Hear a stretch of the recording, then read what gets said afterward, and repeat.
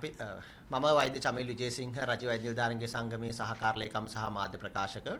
මම හිතන්නේ අපි දන්න කාරණයක් මේ රටේ රෝහල් පද්ධතිය ඇතුලේ මොන විදිය පහසුකම් තිබ්බත් මොන විදිය තත්ත්වයන් තිබුණත් අවසානයේ මේ රටේ රෝහල් පද්ධතිය හරහා සෞඛ්‍ය සේවා පද්ධතිය හරහා අවසානයේ මේ රටේ ජනතාවට මේ රටේ රෝහල් පද්ධතිය හරහා සෞඛ්‍ය සේවා පද්ධතිය හරහා ඒ සෞඛ්‍ය සේවාවන් රෝගී සත්කාර සේවාවන් ලබා දෙන්න නම් වෛද්‍යවරුන් විශේෂඥ වෛද්‍යවරුන්ට සෞඛ්‍ය කාර්ය මණ්ඩලය රෝහලට එන්න ඕනේ.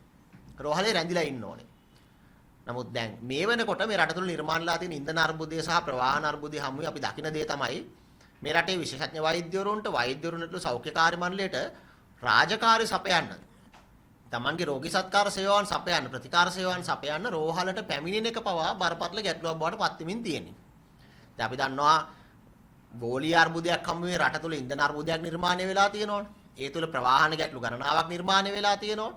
එතකොට එතෙන්දී මේ හඳුන්වලා දීලා තියෙන ඉන්ධන සලාක ක්‍රමයේ යටතේ අවශ්‍ය ඉන්ධන ප්‍රමාණය සහ ප්‍රවාහන පහසුකම් සපයා ගැනීමේදී මේ රටේ වෛද්‍යවරුන්ට සෞඛ්‍ය කාර්ය මණ්ඩලයට විශාල ප්‍රායෝගික ගැටලු ගණනාවකට මුහුණ දෙන්න සිද්ධ වෙලා තියෙනවා. දැන් එක පැත්තකින් මේ ඉන්ධන සලාකය හරහා ලැබිලා තියෙන ඉන්ධන ප්‍රමාණය ප්‍රමාණවත්ද කියන කාරණේ සම්බන්ධයෙන් ගැටලු ගණනාවක් තියෙනවා. දැන් ප්‍රායෝගිකව හිතුවොත් මෝටර රථයකට සතියකට ලීටර 15යි කියන්නේ දවසකට ලීටර 2ක් විතරයි. එතන මේ ලීටර 2කින් දවස් කීයක් රෝහලට වෛද්‍යවරයෙක්ට යන්න එන්න පුළුවන්ද? මොකද වෛද්‍යවරයෙක් කියන්නේ උදේ ගිහිල්ලා හවසායි එන 8-4 රාජකාරියක් කරන කෙනෙක් නෙමෙයි. ඒකට හදිසි රාජකාරී තියෙනවා, පොරොත්තු රාජකාරී තියෙනවා කියන කෙනාට රෝහලට යන්න ඕනේ. සමහරට එක දවසට රාත්‍රියට කීප වතාවක් යන්න ඕනේ, ගිහිල්ලා එන්න ඕනේ. මොකද එහෙම යන්න සිද්ධ වෙලා තියෙන අනිත් පැත්තෙන් රෝහල් පද්ධතිය ඇතුලේ නිල නිවාස පහසුකම් තියෙන 10%ක් පමණ අවශ්‍ය ප්‍රමාණයෙන්. ඒතකොට ඒ නිසා මේ ඉන්ධන ප්‍රමාණය ප්‍රමාණවත් නැහැ කියන එක බොහොම ප්‍රායෝගික සත්‍යයක්. දැන් ඒක මේ රටේ ඕන කෙනෙක්ට තේරෙන දෙයක්. ඒතර කවුරු හරි හිතනවා නම් වෛද්‍යවරුන් ඇවිල්ලා සවුදා උදේ 8ට වැඩට ඇවිල්ලා ඉරිදා වෙනකම්ම දවස් 7ම රෝහලටම වෙලා රැඳිලා ඉන්න ඕනේ කියලා ඒක මං හිතන්නේ විහිළුවක්. ඒතර එහෙම තත්වයක නම් මේ රටේ තීන්දුව తీරන ගන්න අය ඔළුවේ වැඩ කටයුතු කරන්නේ Tamanගේ ඔළුවේ තීන්දුව తీරන ගන්නේ මං හිතන්නේ ඒක බරපතල අවාසනාවන්ත තත්ත්වයක්.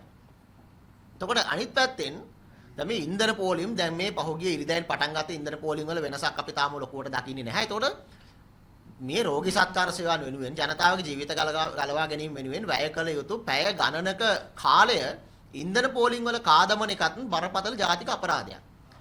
එතකොට අපිට තේරෙනවා ඔබට තේරෙනවා මේ රෝහල් පද්ධතිය සාමාන්‍ය පරිදි පවත්වාගෙන යාම සම්බන්ධයෙන් විශාල ගැටලු බාධාවන් සහ අභියෝග ගණනාවක් මතුවලා තියෙනවා. ඒතර ඕනෑම වෙලාවක මේ රටේ නිදහස් සෞඛ්‍ය සේවාව ආරක්ෂා කරනවා කියන්නේ මේ රටේ ජනතාවගේ ජීවිත ආරක්ෂා කිරීම. ඒතර මේ රටේ ඉන්නේ ආණ්ඩුවේ ඉන්නේ කවුද කියන එක අදාළ නැහැ. නමුත් ආණ්ඩුවේ කවුරු හිටියත් මොන පක්ෂයේ මොන ජනාධිපති මොන සෞඛ්‍ය ඇමති හිටියත් ඔවුන් කොන්දේසි විරහිතව බැඳිලා ඉන්නවා මේ රටේ ජනතාවගේ ජීවිත ආරක්ෂා කරන්න. ඒ කියන්නේ මේ රටේ රෝහල් පද්ධතිය සෞඛ්‍ය පද්ධතිය ආරක්ෂා කිරීම ඔවුන්ගේ ප්‍රමුඛතම වගකීමක්. එතෙන්දී රට ඇතුලේ තියෙන තත්ත්වයන් අදාළ නැහැ. ඕනම අර්බුදයකදී කොන්දේසි විරහිතව මේ සෞඛ්‍ය පද්ධතිය ආරක්ෂා කිරීමට ඕන් බැඳිලා ඉන්නවා. මොකද අමතක කරන්න එපා මේ රට ඇතුලේ ඉතිහාසයේ මොන අර්බුදය තිබුණත් මේ රටේ රෝහල් ටික වැහුනේ නැහැ. මේ රටේ වෛද්‍යවරයා විශේෂඥ වෛද්‍යවරයා හෙද කාර්ය මණ්ඩලය සමස්ත සෞඛ්‍ය කාර්ය මණ්ඩලය රෝහලට ගියා. රෝගී සත්කාර සේවාවන් ලබා දුන්නා. මුළු රටම ගෙදර හිටපු කොවිඩ් වසංගතයේත් අපි හිටියේ රෝහල් ඇතුලේ. මුළු රටම ගෙදර හිටපු මේ රටේ ආර්ථික සමාජ දේශපාලන අර්බුදයක් තිබුණ 2022 වර්ෂයේ අපි හිටියේ රෝහල් ඇතුලේ. එතෙන්දී අපිට අමතක කරන්නත් බෑ මොන අර්බුද රට ඇතුලේ තිබ්බත් එවකට පාලකයින් මේ රට ඇතුළට පෙට්‍රල් නොවන තත්ත්වයක විදේශ විනිමය අර්බුදය නිසා මේ රටේ සිපෙට්කෝ ආයතනයෙන් කිසිදු සිපෙට්කෝ ආයතනයට අයිති ඉන්ධන හලකට ඉන්ධන නිකුත් කරන පෙට්‍රල් නිකුත් කරන පසුබිමකදීත් සෞඛ්‍ය සේවකීන් වෙනුවෙන් වෙනම විශේෂ පෙට්‍රල් සහ ඉන්ධන ලබා දීමේ වැඩපිළිවෙලක් ක්‍රියාත්මක කළා. ඒ මොහොතේදී මේ රටේ සෞඛ්‍ය සේවා පවත්වා ගැනීම එවකට පාලකීන් ප්‍රමුඛතාවයක් විදිහට සැලකපු නිසා. ඒ නිසා ඒක ඕනම පාලනයකට පොදුයි. නිදහස් සෞඛ්‍ය සේවා රෝහල් පද්ධතිය ආරක්ෂා කර ගැනීම. හැබැයි අපිට පේන්නේ නැහැ වර්තමාන ආණ්ඩුව ඒ වගකීම ඉෂ්ට කරනවා. දැන් මේ ප්‍රශ්නේ මේ එකපාර ගහෙන් ගෙඩියෙන් වගේ ආපු එකක් නෙමෙයි. මේ ප්‍රශ්නේ සම්බන්ධයෙන් යම් දැනුවත් වීමක් තිබුණා. යම් අනතුරු ඇඟවීමක් තිබුණා. එතකොට මැද පෙරදිග යුදමය තත්ත්වය ආරම්භ වෙනකොට මෙහෙම තත්ත්වයක් නිර්මාණය වෙයි කියන පුරවකථනය තිබුණා. එතකොට මේ පුරවකථනයත් එක්ක මේ සම්බන්ධයෙන් ආණ්ඩුවක් විදියට අනිවාර්යෙන් සැලසුම් තියෙන්න ඕනේ. මොකද ආණ්ඩුවක් පත් වෙලා ඉන්නේ ඒකටනේ. එතකොට මේ ආණ්ඩුව 3න් 2ක බලයක් තියෙන ආණ්ඩුවක්. පාර්ලිමේන්තුව ඇතුලේ වෘත්තීය වේදීන් විශාල සංඛ්‍යාවක් ඉන්නවා. එතකොට උපාධිධාරීන් විශාල සංඛ්‍යාවක් ඉන්නවායි කියනවා. වෛද්‍යවරු 20ක් ඉන්නවා. එතකොට මේ සම්බන්ධයෙන් යම් පුරෝකථනයක් සහ සැලැස්මක් තියෙන්න ඕනේ. එතකොට අපි විශ්වාස කරනවා හරිනම් පහුගිය ඉරිදා QR ක්‍රමවේදය සම්බන්ධයෙන් සැලැස්ම ප්‍රකාශයටපත් වෙනකොටම තෝරාගත් සුවිශේෂී ක්ෂේත්‍ර සම්බන්ධයෙන් යම් සැලැස්මක් ඒ වෙනකොටත් ක්‍රියාත්මක වෙ යුතු තිබුණා. හැබැයි එහෙම උනේ නැහැ. ඒත් පහුගිය සතිය ඇතුලේ අපි දැක්කා බස් වලට දුන්න ලීටර 60 සතියේ ලීටර 360ක් වෙලා 600කින් වැඩි වුණා. කෘෂි කර්මාන්තයට අසීමිතව ඉන්ධන ලබා දෙනවා. සංචාරක ක්ෂේත්‍රයට අසීමිතව ඉන්ධන ලබා දෙනවා. එතකොට යම් යම් තීන්දුව ගත්තා. දැන් මේ සම්බන්ධයෙන් මේ අනතුර රෝහල් පද්ධතිය මුහුණ දීලා තියෙන අනතුර සම්බන්ධයෙන් ගරු ජනාධිපතිතුමාව රජ වෛද්‍ය නිලධාරීන්ගේ සංගමයේ විතර අපි දැනුවත් කරේ පහුගිය ඉරිදා. මේ ප්‍රශ්නේ ආව පළවෙනි දවසේ. දැන් අද දවස් 6ක් වෙනවා.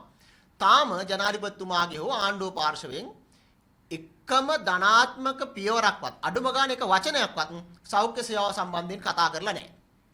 මේක ඉතාම වාසනාවන්ත තත්ත්වයක්. දැන් සෞඛ්‍ය ඇමතිවරයා වෛද්‍යවරයෙක්, නියෝජ්‍ය ඇමතිවරයා වෛද්‍යවරයෙක්, පාර්ලිමේන්තුවේ වෛද්‍යවරු 20ක් විතර ඉන්නවා. පහුගිය කාලේ මේ සෞඛ්‍ය ප්‍රශ්න ගැන හරි උජාරුවට කතා කරා. වෛද්‍ය සේවාව, සෞඛ්‍ය සේවාව ගැන හරි ඉහළින් කතා කරා. හැබැයි දැන් කොහොම මේගොල්ලෝ? දැන් මේගොල්ලෝ නිශ්ශබ්දයි. මේගොල්ලෝ මේ ප්‍රවාහන ප්‍රශ්නය, මේ තෙල් අර්බුදය රෝහල් පද්ධතියට වෛද්‍යවරුන්ට සෞඛ්‍ය සේවකින් බලපාලා තියෙන තත්ත්වය සම්බන්ධයෙන් සම්පූර්ණයෙන්ම නිහඬ ප්‍රතිපත්තියක් අනුගමනය කරනවා. ඒ කියන්නේ මේගොල්ලෝ ප්‍රතිපත්තිය වෙලා තියෙන්නේ වෛද්‍යවරු සෞඛ්‍ය සේවකයෝ ටික රෝහලට ආවේ නැති වුණාට කමක් නැහැ. රෝහල් ටික වැහුණාට කමක් නැහැ. ශල්‍ය කර්ම ටික නැවතුණාට කමක් නැහැ. හදිසි ප්‍රතිකාර නැවතුණත් කමක් නැහැ. ඒ කියන්නේ ජනතාවගේ ජීවිත නැති වුණත් මේ ආණ්ඩුවට, මේ සෞඛ්‍ය අමාත්‍යවරයාට, සෞඛ්‍ය අමාත්‍යාංශයට, මේ ආණ්ඩුව ඇතුලේ ඉන්න අර වෛද්‍ය පාර්ලිමේන්තු මන්ත්‍රීවරුන්ට කිසිම වගතුවක් නැහැ. කිසිම වගකීමක්, කිසිම සංවේදීතාවයක් නැහැ කියන එක තමයි යලි යලිත් මේ ඔප්පු කරමින් ඉන්නේ. එනිසා අපි පැහැදිලිව මේ සම්බන්ධයෙන් නිශ්චිත විසඳුම් ආණ්ඩුවෙන් ඉල්ලා සිටිනවා.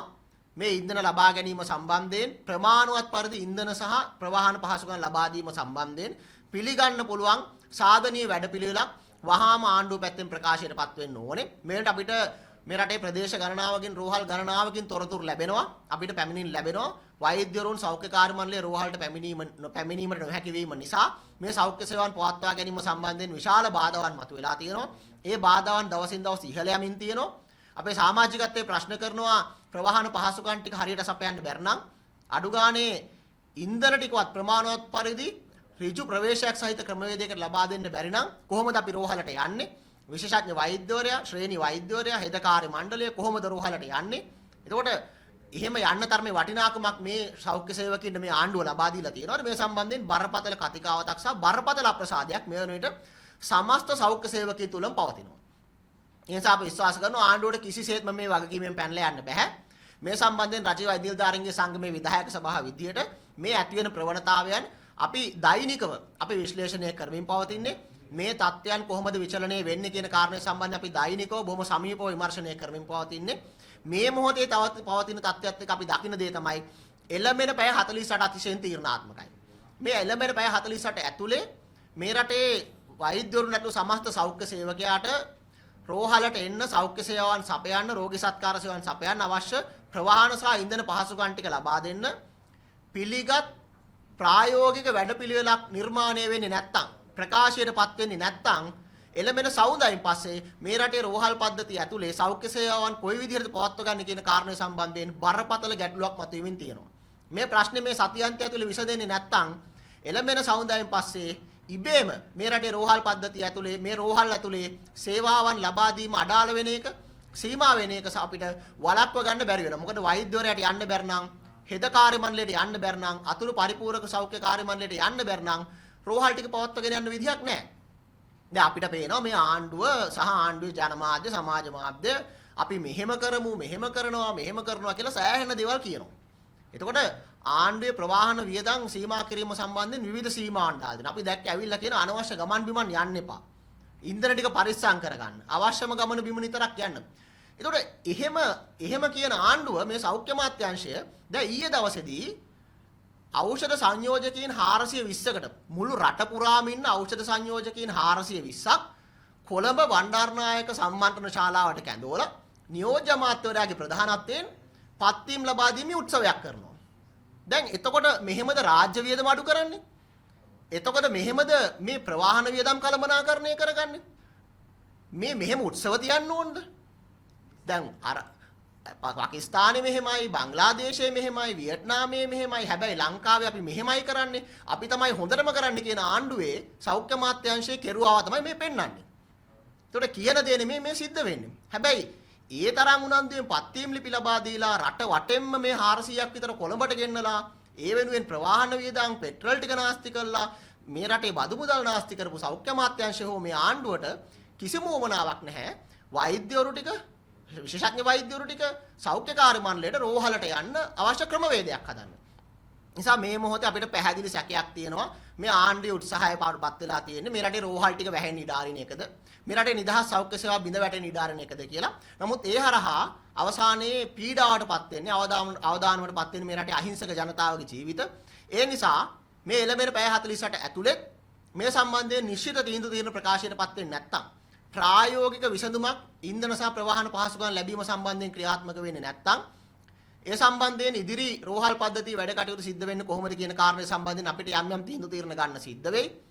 මොකද ඒ නැතත් රෝහල් පද්ධතිය ඉබේම බිඳ වැටෙන එක අපිට වළක්වන්න බැරි වෙයි. මේ සම්බන්ධයෙන් දෛනිකව විශ්ලේෂණය කරමින් රජ වෛද්‍ය නිලධාරීන්ගේ විධායක සභාව විදිහට අපි නිරන්තරව සාකච්ඡා කරමින් අවශ්‍ය තීන්දුව తీරන ගන්නවා.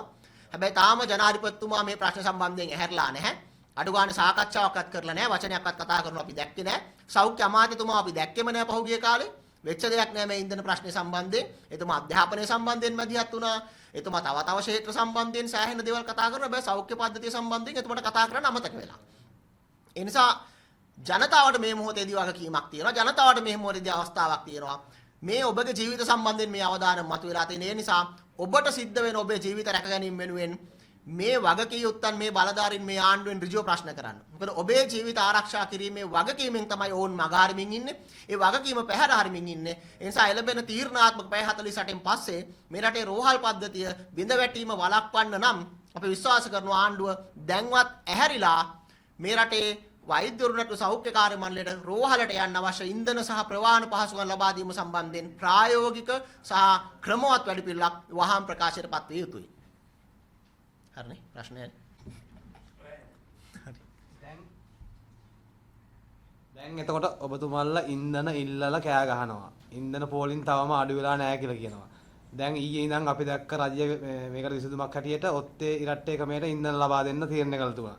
එතකොට අද දිනේ කොළඹ ඊයේ සහ අද දිනේ කොළඹ සෑහෙන්න අඩුවක් වෙලා තියෙනවා මේ වාහනවල. ඇයි ඔබතුමාලාට විතරක් වෛද්‍යවරුන්ට විතරක් මේ පෝලිං තියෙන්නේ? නෑ ඉතින් දැන් ඔය අපිට තේරෙන විදිහට නම් ඔය පෝලිං අටලා තියෙන ඔත්ති රැට්ටේ වලට වඩා කොහොම හරි පොලිමේ ඉඳලා පොල් දවස් ටිකේ තමන්ගේ මේ සතියට අයිති අර ලීටර සොච්චම කොහොම හරි ගහගෙන ඉවරයි. ඒ නිසා දැන් මේ තියෙන ලීටර ටිකේ මේ දවස් ටික කොහොම හරි පරිස්සම් කරගෙන යන ගමනක් යනවා ඇරෙන්න ආයෙ සෙනසුරාදායින් මෙහා ඉන්ධන පොලිමට යන්න ක්‍රමවේදයක් නැහැනේ. ගියාට වැඩක් නැහැනේ. ඒ නිසා තමයි අපිට පේන විදිහට නම් මේ පෝලිං අඩුලා තියෙන සමහරට එහෙම වෙන්න පුළුවන්. හැබැයි අපි තේරුම් ගන්න ඕනේ ඉන්ධන පෝලිං වලට කියලා කාලය ගත කරන්නවටවත් නැත්නම් ඔත්තේ ඉරට්ටේ දින ගණන් කර ඉන්ධන පෝලිං වලට යන්නවත් මේ රටේ වෛද්‍යවරුන්ට විශේෂඥ වෛද්‍යවරුන්ට මේ තමන් කරන සේවා අවශ්‍ය වෙලාවක් හෝ හැකියාවක් නැහැ. මොකද රෝහලට හදිසි රෝගියෙක් එන්නේ හෘදයාබාධයක් හැදිලා එක්ක හදිසි අනතුරක් වෙලා එක්ක බරපතල රෝගී තත්ත්වයක් එක්ක රෝගියෙක් එන්නේ මේ ඔත්තේ ඉරට්ටේ දින ගණන් කරලා නෙමෙයි. වෛද්‍යවරයා රෝහලේ ඉන්න ඕනේ එන වෙලාවට. පැය 24ම වෛද්‍යවරයා රෝහල් පද්ධතිය ඇතුලේ රැඳිලා ඉන්න ඕනේ. ඔහුට ගිහිලා ඉන්ධන පොලිමේ ඉන්න බෑ. QR කෝඩ් එක දික් කරගෙන ඉන්න බෑ. එතකොට එහෙම එන්න ඔහු රෝහල් පද්ධතියට එන්න රෝහලට එන්න අවශ්‍ය ඉන්ධන ටික තියෙන්න ඕනේ. එක්ක ක්‍රමවත් ප්‍රවාහන පහසුකම් තියෙන්න ඕනේ. මේ නමුත් ඒ සම්බන්ධයෙන් ක්‍රමවත් වැඩපිළිවෙලක් ක්‍රියාත්මක කරන අපි තාම දකින්නේ නැහැ. මේ එක දවස් දෙකක් ඇතුලේ පැලැස්තර විසඳුම් වලින් මේ ප්‍රශ්න විසඳන්න බෑ. දැන් අපි දන්නවනේ මේ ප්‍රශ්න යම් කාලයක් දිග්ගැසීමට නියමිතයි. දැන් අපිට පේනවනේ යම් යම් ක්ෂේත්‍ර සම්බන්ධයෙන් විසඳුම් ලබා දීලා තියෙනවනේ. එතකොට අඩු ගානේ බස් රථ වලට කෘෂි කර්මාන්තයට අනිත් පැත්තෙන් සංචාරක කර්මාන්තයට දෙන ප්‍රමුඛතාවයවත් ඇයි සෞඛ්‍ය පද්ධතියට දෙන්න බැරි? මේ ප්‍රශ්නෙට තමයි අපි උත්තර ඉල්ලන්නේ ආණ්ඩුවෙන්. එතකොට දැන් ඔබතුමාලායි මේ විශේෂඥ වෛද්‍යවරු වැඩ වර්ධනයක් පටන් ගත්තා. ඒක මේ වෙනකොට මොන වගේ තත්ත්වයකද තියෙන්නේ? රජ වෛද්‍ය නිලධාරීන්ගේ සංගමයේ විදියට අපි වැඩ වර්ජනයක් ප්‍රකාශයටපත් කළා නැහැ. වෘත්තීය සමිති ක්‍රියාමාර්ගයෙන් දැන් වෘත්තීය සමිති ක්‍රියාමාර්ග 8ක් මේවට ක්‍රියාත්මක වෙමින් පවතිනවා. ඒ වෘත්තීය සමිති ක්‍රියාමාර්ග 8 මේ වෙනටත් රෝහල් පද්ධතිය ඇතුලේ සාමාන්‍ය පරිදි ක්‍රියාත්මක වෙමින් තියෙන. ඒකේ වෙනසක් වෙලා නැහැ. ඒ හරහා අපි හැම වෙලේම ලබා දෙන පණිවිඩය තමයි මේ රටේ සෞඛ්‍ය පද්ධතිය පවත්වා ගැනීම වෙන ආණ්ඩුවට රජයට සෞඛ්‍ය අමාත්‍යාංශයට වගකීමක් තියෙනවා. ඒ වගකීම ඉෂ්ට නොකිරීම තුල තමයි ඉටු කර ගැනීම වෙනුවෙන් තමයි මේ වෘත්තීය ක්‍රියාමාර්ගවලට අපිට යන්න සිද්ධ වෙලා තියෙන්නේ. දැන් මේ ඉන්ධන සහ ප්‍රවාහන පහසුකම් පිළිබඳ ගැටලුවේදී අපි දකින්නේ මේ ඛේදනීය එකම දේ තමයි මේ යලි යලි ක්‍රියාත්මක වෙන්නේ. ආණ්ඩුවට වගකීමක් තියෙනවා රෝහල් පද්ධතිය පවත්වාගෙන යාම සම්බන්ධයෙන් සෞඛ්‍ය සේවා අත්‍යවශ්‍ය සේවාවක් බවට පත් කරලා එහෙනම් අත්‍යවශ්‍ය සේවා පවත්වාගෙන යන අවශ්‍ය පහසුකම් ලබා දීම ආණ්ඩුවට මඟ අරින්න බැරි නීත්‍යානුකූල වගකීමක්. හැබැයි මේ මූලික වගකීමවත් ආණ්ඩුව ඉෂ්ට කරන්නේ නැහැ. ඒ නිසා දැන් මේ වෘත්තීය ක්‍රියාමාර්ග වලට යන්නලා තිබ්බෙත් අපිට ඒ නිසානේ. දැන් මේ මොහොතේදීත් මේ ආණ්ඩුව කරන්නේ රෝහල් පද්ධතිය ඉබේ බිඳ වැටෙන්න, ඉබේ මලගමට යන්න පාර කපමින් ඉන්න තත්ත්වයක් තමයි මේ දකින්නේ. ඒ නිසා අපිට ප්‍රශ්න කරනවා අපි සෞඛ්‍ය සම්බන්ධයෙන් මේ ආණ්ඩුවේ ප්‍රතිපත්තිය බවට පත් වෙලා තියෙන නිදහස් සෞඛ්‍ය සේවාව ස්වභාවික මරණයක් කරා රැගෙන යාමද කියලා. එතකොට දැන් විශේෂඥ වෛද්‍යවරු අන්තිම දැන් ওই තීරණ 6ක් දෝදෙන ඔබතුමාලා ක්‍රියාත්මක කරේ උදේසන්නේ අන්තිම තීරණය එතකොට විශේෂඥ වෛද්‍යවරු රෝහලකින් තවත් රෝහලකට යෑම නැවැත්තුවා. එතකොට දැන් වෛද්‍යවරුන්ට තවත් දැන් ඉන්ධනත් ඉල්ලනවා. රෝහලින් රෝහලකට යන්න නැත්නම් ඉන්ධන ඉතුරුයි නේ විශේෂඥ වෛද්‍යවරුන්ට. එතෙන්දී අපි කරේ ආවරණ රාජකාරි වලින් විශේෂඥ වෛද්‍යවරු නිවත් වීම. ඒ කියන්නේ විශේෂඥ වෛද්‍යවරු සාමාන්‍ය සම්ප්‍රදාය සානීතියේ තියෙන යම් වෛද්‍යවරයෙක් යම් රෝහලකට අනියුක්ත කරාට පස්සේ ඒ රෝහලේ විතරයි රාජකාරී කරන්නේ.